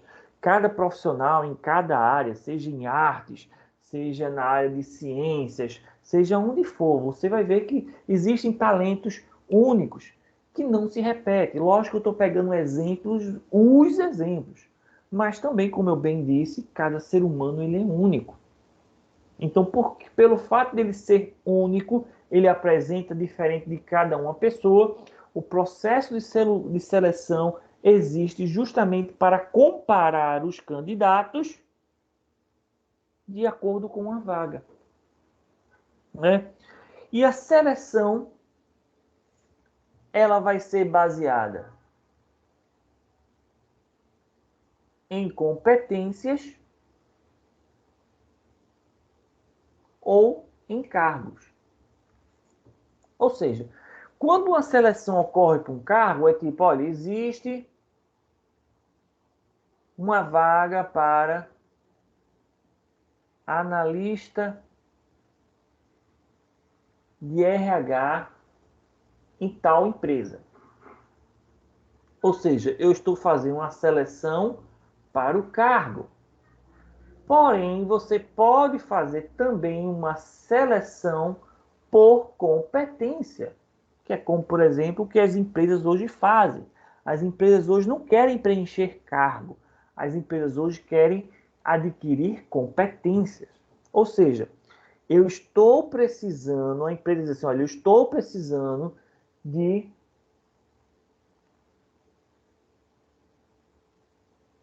programadores. Eu estou precisando de pessoas com conhecimento em gestão de competências. Isso aqui é muito requerido na área de recursos humanos, gestão de competências. Não é? Eu estou precisando de pessoas com habilidades específicas. Né? O cargo existe, mas o processo de seleção é voltado para o que o candidato sabe fazer. Não é? É uma seleção voltada para competências.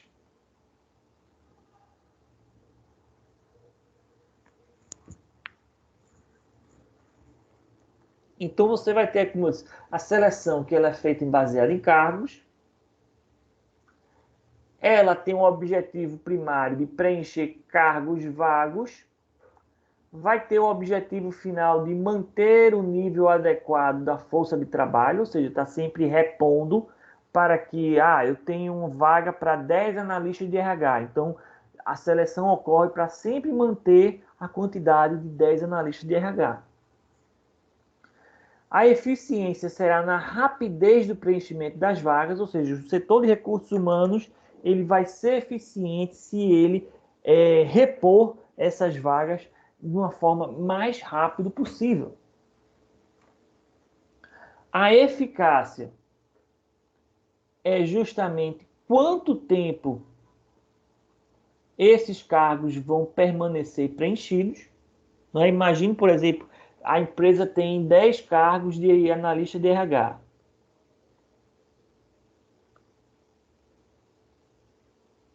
Todo mês sai um. Todo mês sai um. E aí o setor de recursos humanos, todo mês, tem que fazer seleção para repor uma análise de RH. Repor a análise de RH. Ou seja, não tá, o processo de seleção não está eficaz. Ele só vai ser eficaz se essa seleção acontecer uma vez por ano, por exemplo. Por quê?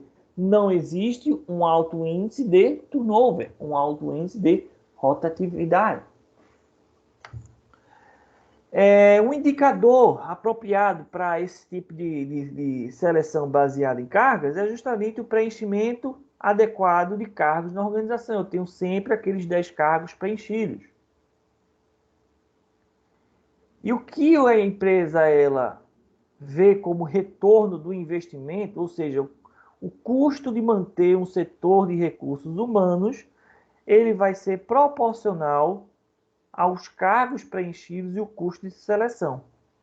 Se o setor de recursos humanos todo mês tem que fazer seleção de analista, todo mês a empresa tem custo de seleção. Ou seja, a empresa está gastando muito. Não é? Mas se o setor de RH é eficaz, esses cargos estão sempre ocupados e a baixa rotatividade, ou seja, não existe custo de preenchimento, porque ocorre de vez em nunca. Né? Então, isso é um processo de seleção que é baseado em cargos. O processo de seleção que é baseado em competências, ela tem como objetivo primário agregar competências individuais. Ou seja, aquilo que eu e você sabemos fazer melhor do que ninguém. Não é? O objetivo final, aumentar o capital humano da organização. Capital humano aqui não é sinônimo de quantidade de trabalhadores. Capital vem o quê? De recursos.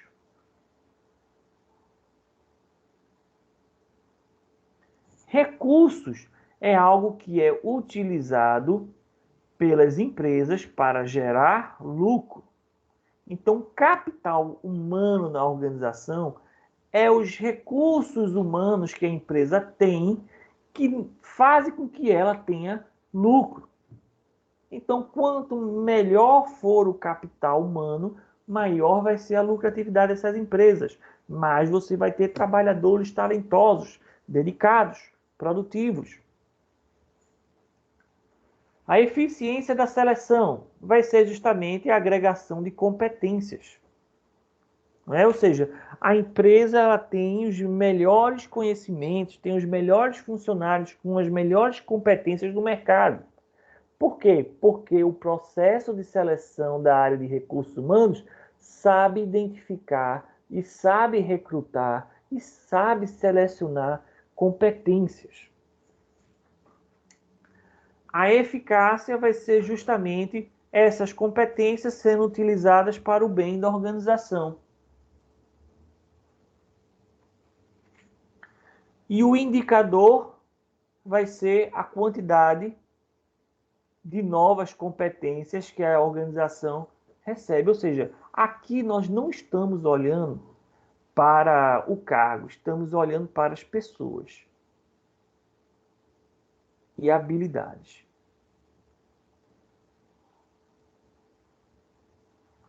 Eu não estou recrutando e selecionando pessoas apenas. Eu estou selecionando habilidades, o que essas pessoas sabem fazer. Não é? Competências agregadas e custo de seleção são o retorno do investimento. Ou seja, a um custo de uma seleção, eu consegui contratar um cara que desenvolveu aí um aplicativo para minha empresa que fez com que, um exemplo, uma empresa de logística, por exemplo.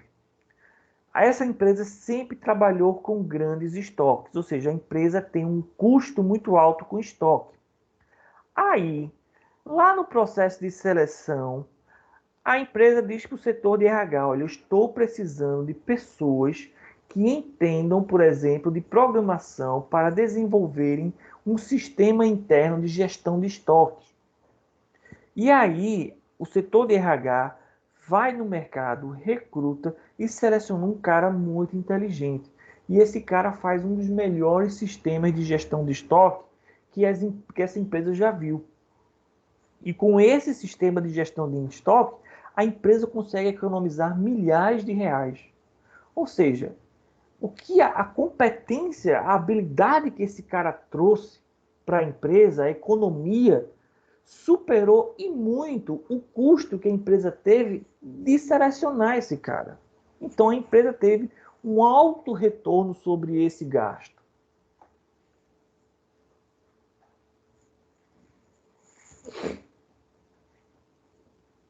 Então a outra diferença, quando se está trabalhando com seleção de cargo, você trabalha, por exemplo, na oferta, especificações do cargo e competências desejadas.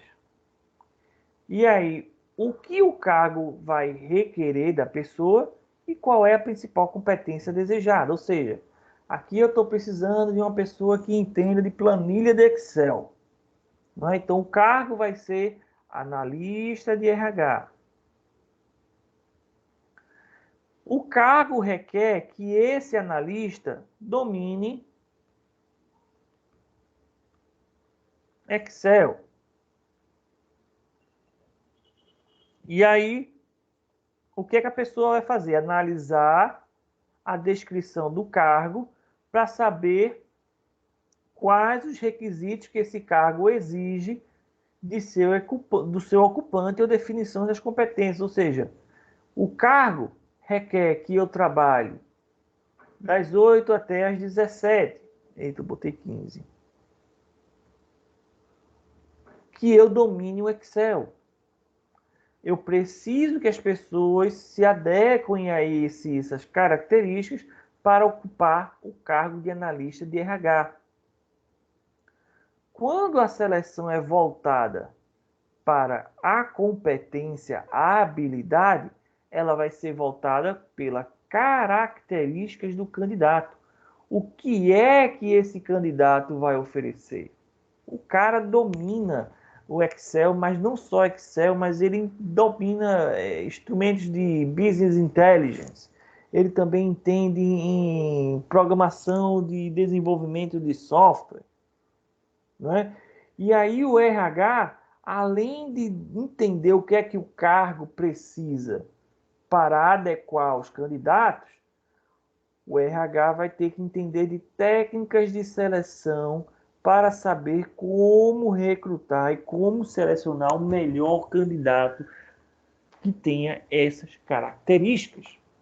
Então aqui você não vai julgar cara e crachá. Ah, fulano aceita trabalhar de 8 às 17 e tem aqui um certificado de curso de Excel. Não, aqui você está voltando para identificar talento. Pessoas que vão além do que o cargo exige, que elas sabem dominar coisas muito além do que a empresa necessita.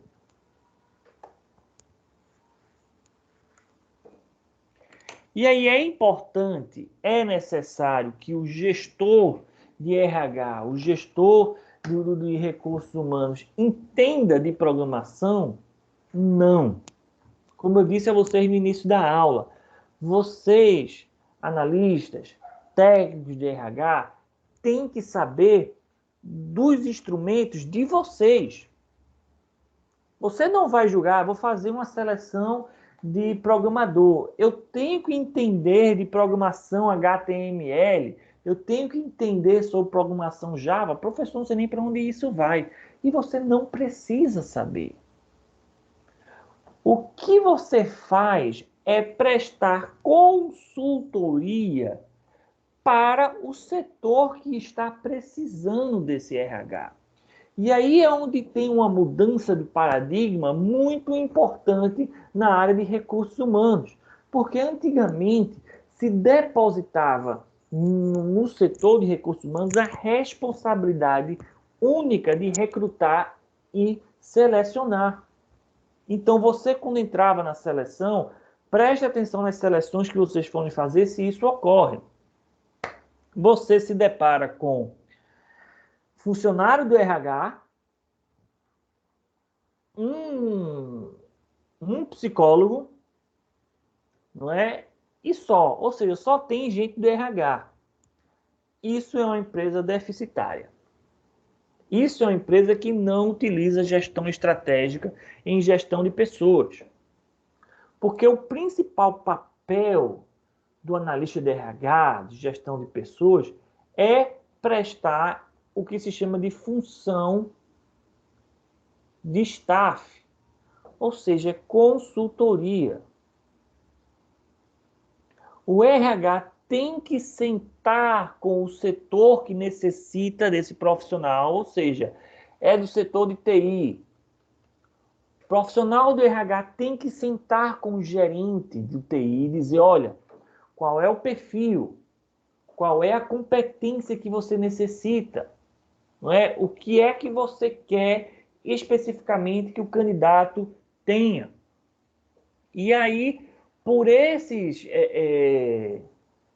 preceitos, por esses requisitos mínimos, é que você vai levar para a seleção.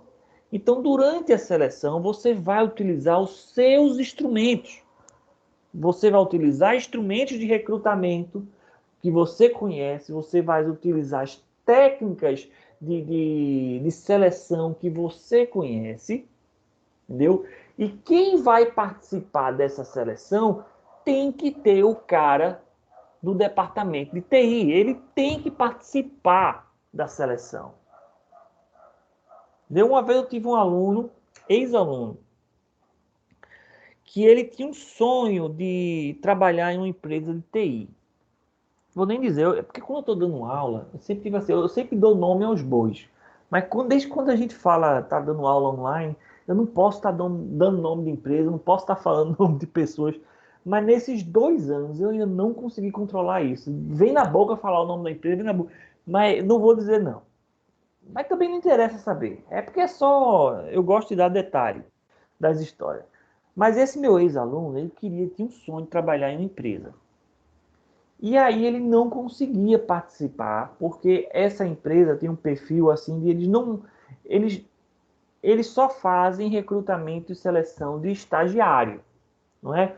Porque eles pegam o estagiário e eles formam o profissional, né, para atuar na empresa. E é uma empresa maravilhosa. Então não tem esse negócio, acabou o estágio, tchau e bênção. Todo estagiário é reaproveitado e nenhum estagiário escolhe sair, porque é uma empresa muito boa, é uma empresa que paga muito bem, muitos benefícios. Só que durante o curso, esse meu ex-aluno não teve a oportunidade de participar do processo de seleção de estágio dessa empresa, porque ele trabalhava em outra empresa. E aí, depois que ele acabou o curso, aí eu me encontrei com ele conversando e tal, e ele disse, rapaz, eu queria tanto trabalhar na empresa tal, mas só abre processo de seleção de estágio, processo de seleção de estágio. O que é que eu faço, professor? Se eu não conheço ninguém, não. Eu digo, olha, não conheço ninguém, não, mas tem estágio, processo de seleção de estágio aberto? Ele disse, tem. Aí eu disse a ele, então se inscreva. Mas ele só quer estagiário e eu não participo mais. Eu digo, se inscreva, rapaz. Participe. Entendeu? Se chegar na primeira fase e dizer, olha, quem aqui estuda e você dizer, não, eu já terminei a faculdade e eles lhe mandaram para fora do seleção, pronto, mas pelo menos você tentou. Participa. Vê o que é que acontece. Aí ele foi e mandou o currículo dele. O currículo dele foi chamado para participar do processo de seleção. Quando ele chegou no processo de seleção, tinha lá a gerente de RH, tinha analista de RH, tinha uma psicóloga e tinha o gerente do setor lá que ele queria. Gerente, tá demais isso daqui. Gerente. O gerente do setor. Ou seja, ele não era ele não entendia nada de recursos humanos, nada de seleção, mas ele estava lá participando do processo de seleção, porque ele tem uma visão de fato do que é que o setor precisa. Pois bem, quando chegou no primeiro processo de seleção, eles fizeram um teste lá de conhecimento dos softwares necessários. Esse meu ex-aluno passou. Aí foram para a segunda etapa. Aí tinha dinâmica de grupo. Não tinha. Dinâmica de grupo não é necessária em todo o processo de seleção. Nesse aí não tinha. A segunda etapa era entrevista pessoal da equipe junto com cada um dos candidatos que passaram na prova. Quando chegou nessa etapa, esse meu ex-aluno sentou e começou a conversar com o gerente. O gerente começou a fazer perguntas a ele. E o pessoal de RH e a psicóloga fazendo anotações e observando. Não é? Ou seja, esse gerente, quando entrevistou o camarada, viu que o cara entendia muito do que eles estavam precisando. E que ele tinha uma competência e um talento melhor do que todos os outros candidatos. Só que aí a analista de RH, quando foi olhar ali o processo administrativo do cara, disse: epa, peraí, mas você já é formado. Aí ele chegou e disse: sim, eu já sou formado.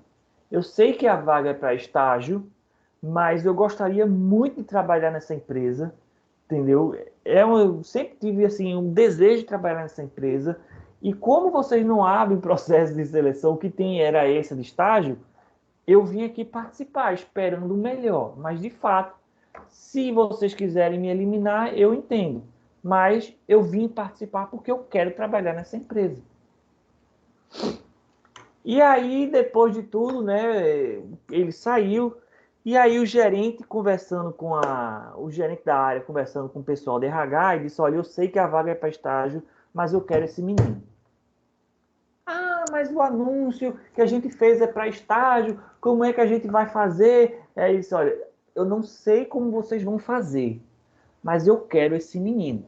Ele sabe e sabe muito, melhor do que todos os outros. Então, o que foi que aconteceu? Ele foi contratado. Foi contratado como estagiário, não assinaram a carteira dele. E pegaram outro estagiário. Mas ele se arriscou, ele foi. Se fosse depender apenas do pessoal do RH, a empresa teria perdido um talento e tanto, porque esse menino fez e aconteceu na empresa. Ajudou e muito a empresa. Tanto é que depois ele foi fisgado, ele foi roubado por uma outra empresa e ele saiu já dessa outra empresa, está bem melhor lá nessa outra empresa, ou seja, um talento assim fenomenal que o pessoal do RH iria descartar simplesmente porque a vaga era para estágio e ele não estava com... Ou seja, o que o pessoal do RH estava fazendo era uma seleção de cargo. Mas o que o gerente do setor estava fazendo era uma seleção de talento, de competência. Então, o papel do gerente foi fundamental nessa história. Por quê? Porque essa empresa, o setor de RH, funciona como uma função de staff, ou seja, uma consultoria para o setor que necessita do talento. O setor que precisava era o setor de TI. Então, a decisão final foi de quem? Foi do gerente de TI. Ele que bateu o martelo. Eu não quero contratar esse menino, não pode como contratar como estagiário, então a gente vai assinar a carteira dele. E o RH apenas acatou. Não é? Então, essa é a principal função do RH hoje. A função de staff, a função de consultoria. Então, qualquer seleção que vocês participem hoje, verifique se só tem gente do RH.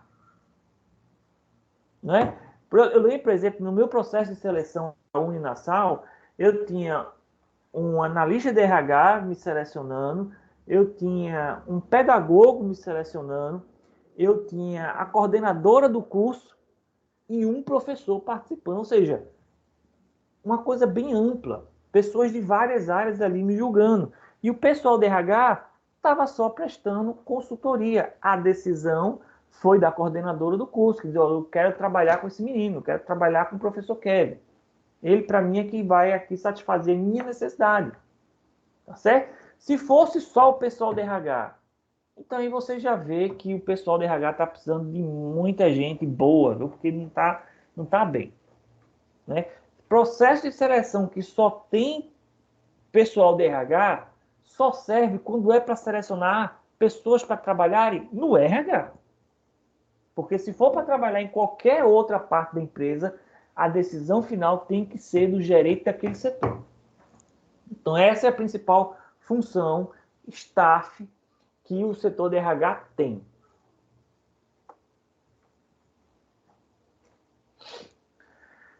E aí a gente vai ter também esse tipo de modelo para o processo de seleção. 4 modelos simples. Primeiro, modelo de colocação. Quando é que esse modelo é aplicado? Quando você tem um só candidato para uma só vaga a ser preenchida.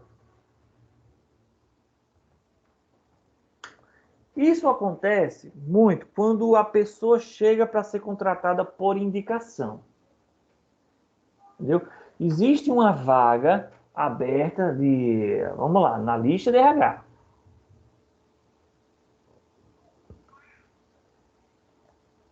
E aí chega a Geise recomendada ao extremo.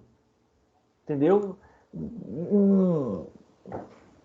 Um grande profissional, um headhunter, diz, olha, para essa vaga que vocês estão, eu recomendo que vocês coloquem a Geise. Ou seja, a Geise não participa praticamente de processo nenhum de seleção. Ela já chega para ocupar a vaga. Então, isso é um modelo de colocação, ou seja, a pessoa só chega e é colocada na vaga.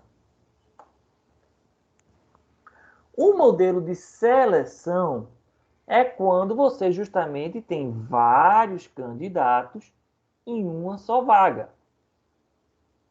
Então, vai ocupar essa vaga o melhor candidato. Então, o setor de RH, juntamente com o setor que está necessitando do profissional, vai selecionar entre esses candidatos qual é o melhor para ocupar a vaga.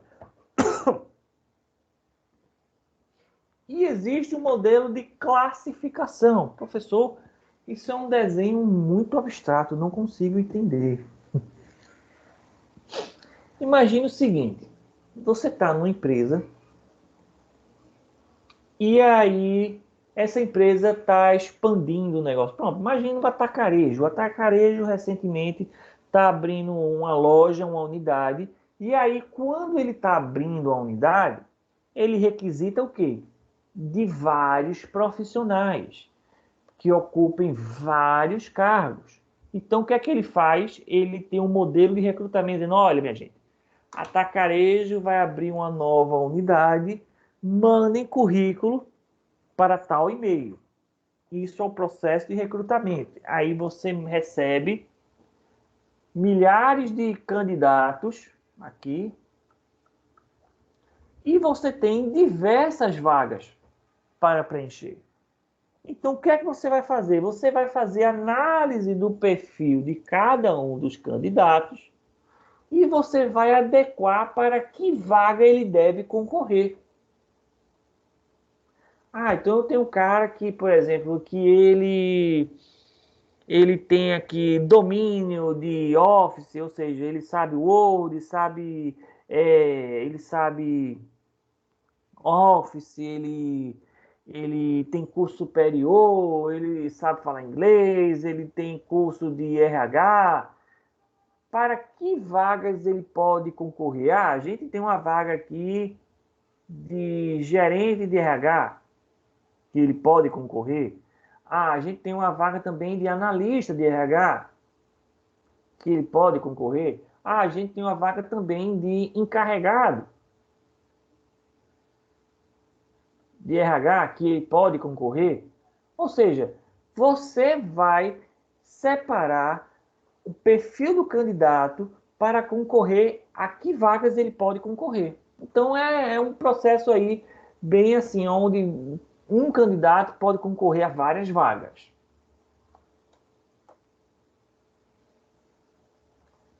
E tem um modelo de agregação de valor, que ela basicamente é um modelo onde as empresas elas não têm vagas específicas. O que elas precisam é de competência. Entendeu? Então não importa o cargo. Eu preciso de pessoas criativas. Por exemplo, uma agência de publicidade. Eu preciso de pessoas que sejam muito criativas, que desenvolvam peças publicitárias, que desenvolvam propagandas, linhas de produto. Então, eu preciso de uma competência. Qual é? Criatividade. Para que cargo? Não importa. Entendeu? Quem passar, quem tiver realmente uma competência necessária, vai se juntar à equipe da empresa. E lá dentro se dá um cargo a ela, porque é necessário, em termos burocráticos, tem que assinar a carteira e tal, pronto. Se dá um cargo. Mas não existe um cargo específico para a pessoa preencher. Entendeu? A empresa precisa de pessoas criativas, de pessoas comunicativas. A empresa precisa o quê? De competências. Então, quem tiver essas competências são selecionados para trabalhar na empresa. Lá dentro da empresa se atribui uma função, mas aqui a seleção não se faz para preencher cargo, se faz apenas para identificar competências em candidatos e então selecionar esses candidatos para compor aqui o banco de talentos da empresa. Então, aqui esse slide é o que a gente tem tratado aqui, como realmente a gente se deve identificar características, não é? Pessoas que são, por exemplo, voltadas apenas para executar tarefas em si, alguns atributos, algumas características que vai requerer inteligência geral, atenção concentrada para detalhes, aptidão numérica, aptidão verbal, espacial que não é de espaço não, minha gente, mas é de espaço físico, raciocínio indutivo e dedutivo. Ou seja, você vai aplicar uma técnica de seleção para identificar essas características quando o cargo e a função exigem apenas execução de tarefa. Não é? Quando a tarefa requer aqui uma ligação com outras tarefas, então você vai precisar de funcionários, de pessoas que saibam trabalhar com muitas informações ao mesmo tempo. Não é? Aí tem aqui, ó, espírito de integração, iniciativa própria. Cargos, por exemplo, que exigem liderança nas pessoas. Quais são as características que você vai precisar identificar? Relacionamento humano, habilidade interpessoal, emocional, liderança, comunicação, não é? E interdependência com a unidade ou uma organização, ou seja, aqui é cargo de direção para cima, não é? Então você vai precisar de muito conhecimento, você vai precisar de habilidades específicas, ter raciocínio de julgamento, atitude e competências individuais. Então, quanto mais você for adquirindo aqui amplitude, tarefa, várias tarefas, tarefas e pessoas e organizações inteiras, maior será o conjunto. A seta aqui é para baixo, mas aqui vai ser uma escala gradativa, né? Maior conjunto de habilidades. E aí eu quero encerrar hoje mostrando aqui um processo de seletivo no Google. Ah, professor, mas eu não vou participar do processo seletivo no Google. Mas olha que o Google é referência para muita empresa. Não só para muita empresa, mas para o mercado em si. Aquilo que o Google busca em seus funcionários é geralmente o que a maioria das empresas buscam também. Então vamos ver o que é que isso tem para nos acrescentar.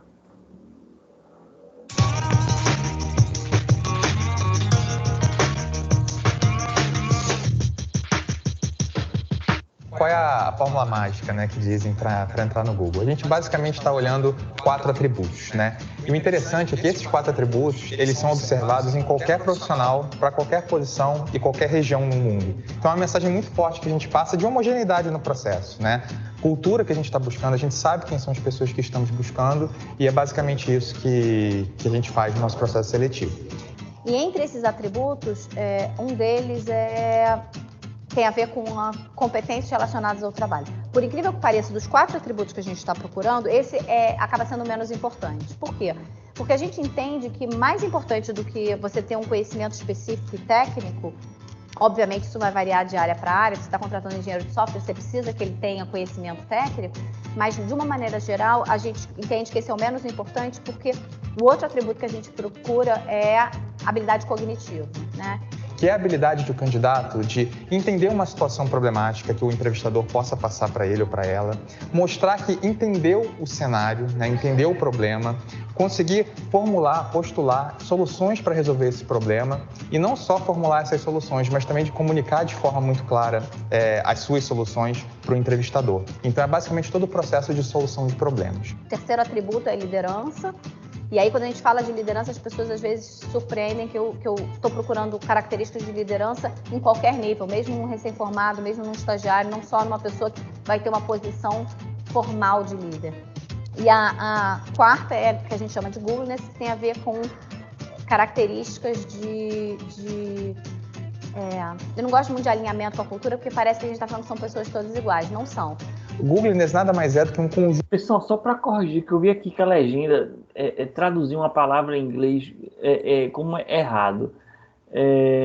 Ela disse que aqui que uma das características que eles chamam de Googleness, que é o substantivo do Google, né? Uma Google atividade, né? A legenda aqui traduziu como burrice, mas não é isso.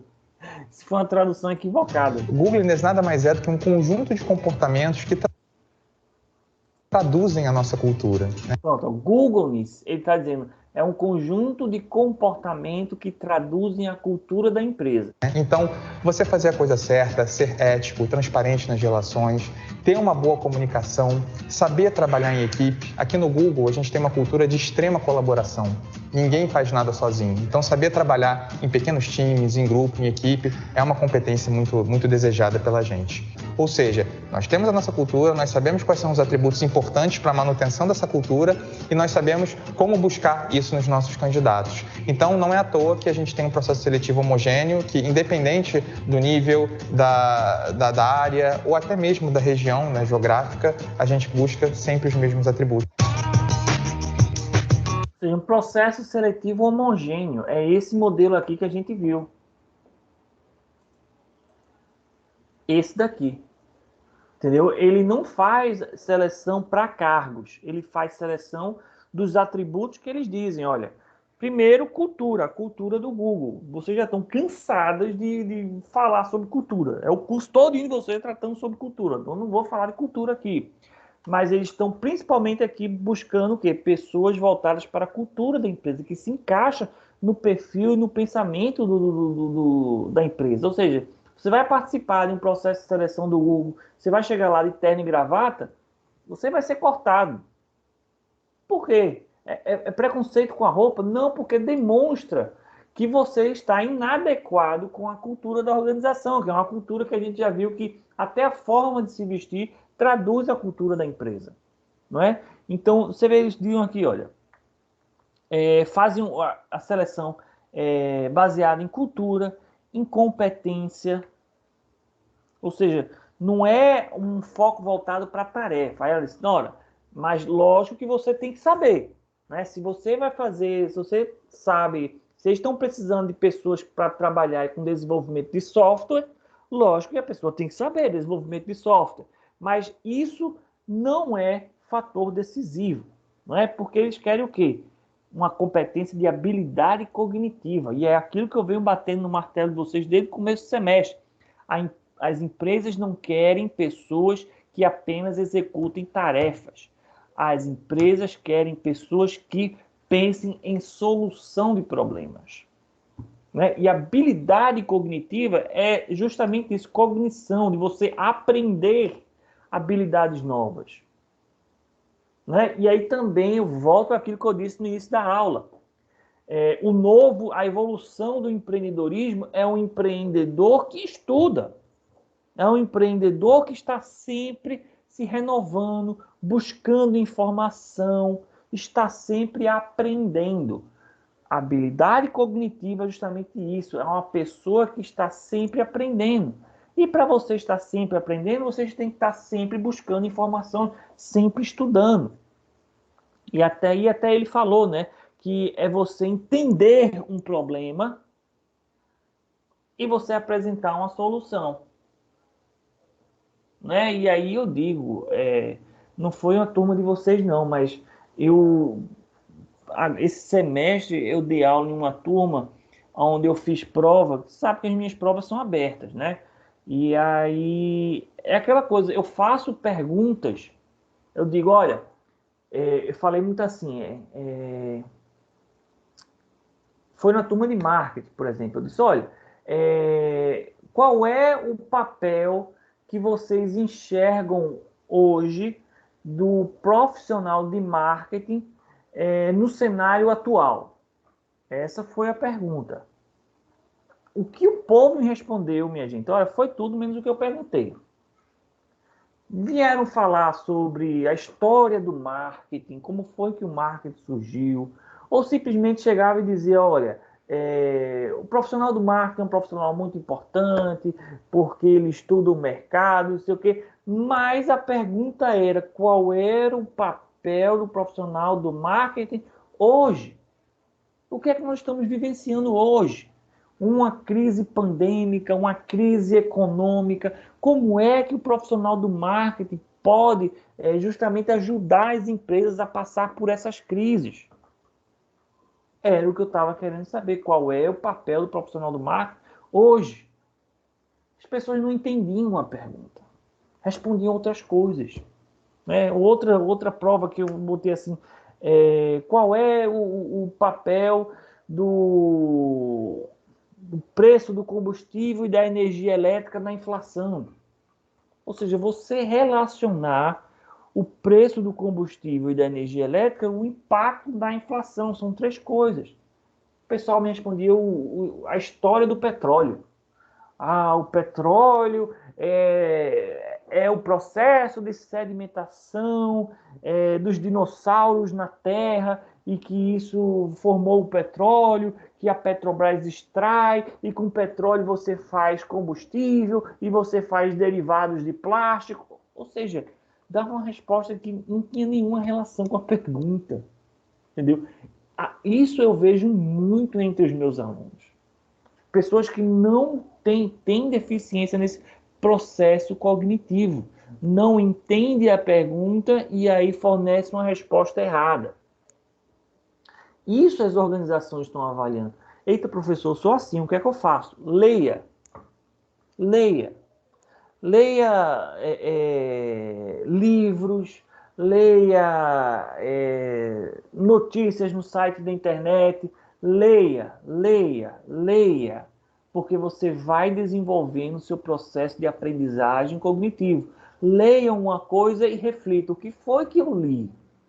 O texto que eu li fala a respeito disso, daquilo outro.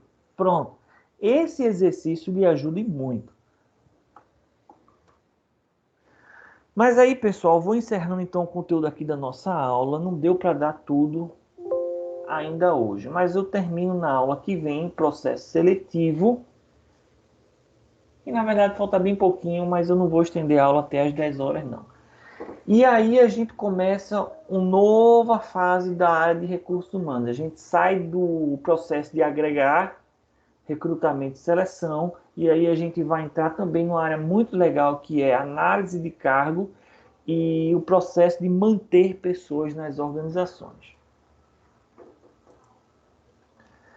Tá certo, pessoal? Agradeço muito aqui a presença de todos. Cadê vocês que eu não estou vendo agora?